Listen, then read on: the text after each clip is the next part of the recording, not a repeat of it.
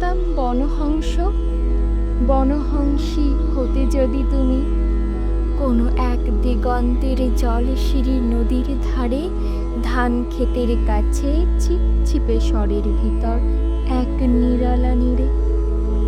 তাহলে আজ এই ফাল্গুনের রাতে ঝাউয়ের শাখার পেছনে চাঁদ উঠতে দেখে আমরা নিম্নভূমির জলের গন্ধ ছেড়ে আকাশে রূপালী শস্যের ভিতর গা ভাসিয়ে দিতাম। তোমার পাখনায় আমার পালক, আমার পাখনায় তোমার রক্তের স্পন্দন। নীল আকাশের খই ক্ষেতের সোনালি ফুলের মতো অজস্র তারা, শিরীষ বনের সবুজ রোমশ নীড়ে সোনার ডিমের মতো ফাল্গুনের চাঁদ। হয়তো গুলির শব্দ, আমাদের তীর্যক গতিস্রোত, আমাদের পাখায় পিষ্টনের উল্লাস, আমাদের কণ্ঠে উত্তরের হাওয়ার গান।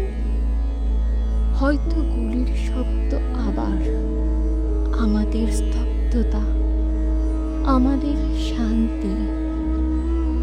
আজকের জীবনের এই টুকরো টুকরো মৃত্যু আর থাকতো না, থাকতো না আজকের জীবনের টুকরো টুকরো সাধের ব্যর্থতা ও অন্ধকার। আমি যদি বনহংস হতাম, বনহংসী হতে যদি তুমি কোনো এক দিগন্তের জলশিরি নদীর ধারে, ধান ক্ষেতের কাছে